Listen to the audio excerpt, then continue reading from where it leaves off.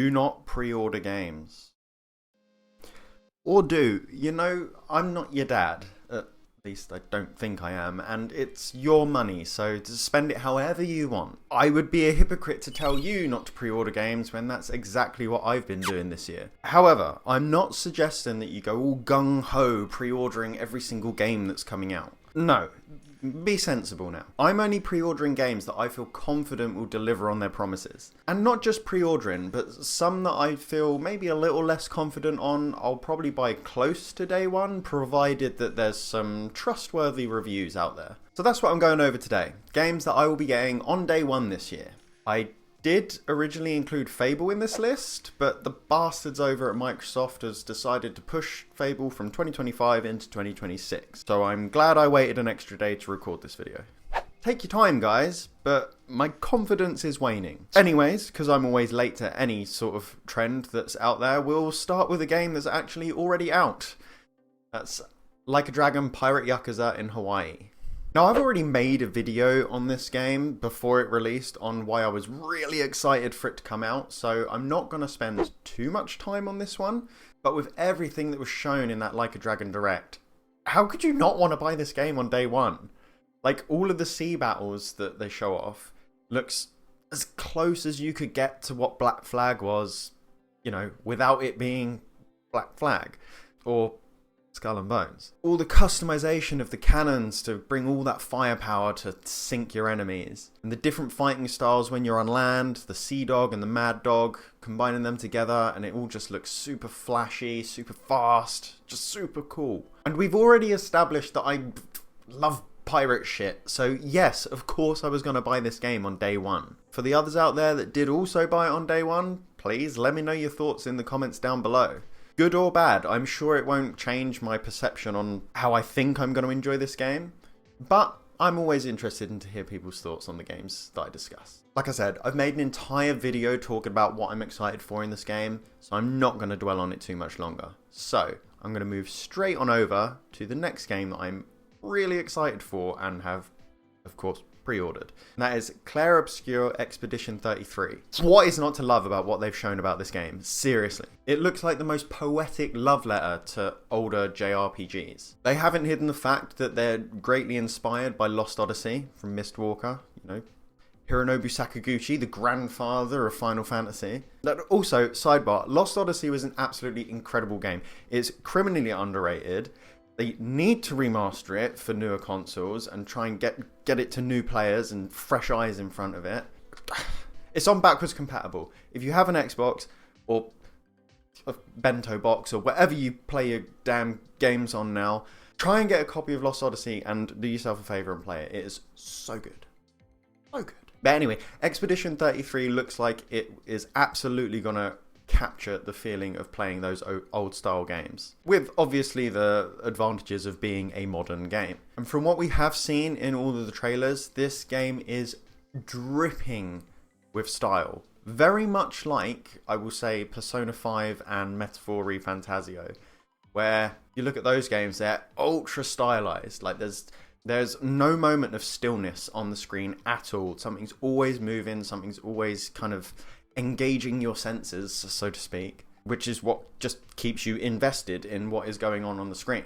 I've been following this game, and from what I can see, I'm quite confident in saying that this game isn't just style over substance. What they've shown looks like they've put a lot of thought, a lot of passion into what they're making, and I'm super excited to play it. And they've got a freaking world map, for God's sake. Do you know how long I've been waiting for a game, like a big game, to implement a world map again? Just have your characters like shrunk down to be walking around a massive world. I've wanted this for so long. So moving from the fantasy world of Clair Obscur Expedition 33 up into the fantasy world of space with The Outer Worlds 2. I freaking love The Outer Worlds. The first game absolutely blew my mind when I played it. Now, I didn't think I was going to enjoy it. I mean, just the first person camera alone I thought was going to put me off. The camera view isn't like the biggest thing of a game, but I seem to gravitate towards third person. Anyway, I tried out The Outer Worlds, and not being someone who has played like all the Fallout games, like like New Vegas or anything. I didn't really know what to expect. By golly, it blew me away. I was speechless by the end of it. In fact, as soon as I finished a normal playthrough, I went back and purposefully chose like the bad playthrough to go through, where you're like the bad guy. It's a much shorter campaign, but I appreciated the fact that they basically made 2 games for you to play. I don't want this to just be like a review of the first game, when see the focus is supposed to be the second game, but that's all I've really got to go on at the moment. I loved all the different weapon varieties, and it looks like in the second one we've got even more. I loved all of the interaction between the characters that you pick up along the way, and I like their little individual stories. I'm really hoping that we get to see those characters again in the next one, but you know, I won't be completely mad if it's just a whole new person, whole new story, whole new location. What I really, really want them to do is just take everything that was fantastic about the first game, which is pretty much all of it, and just give me more. Give me more of that, please. And that I would be happy with that. And from, again, what I've seen of the trailers, it looks like they're doing just that. Now, I do want to say, 1, well, hopefully the Outworld does come out this year. But 2, I haven't played Avowed.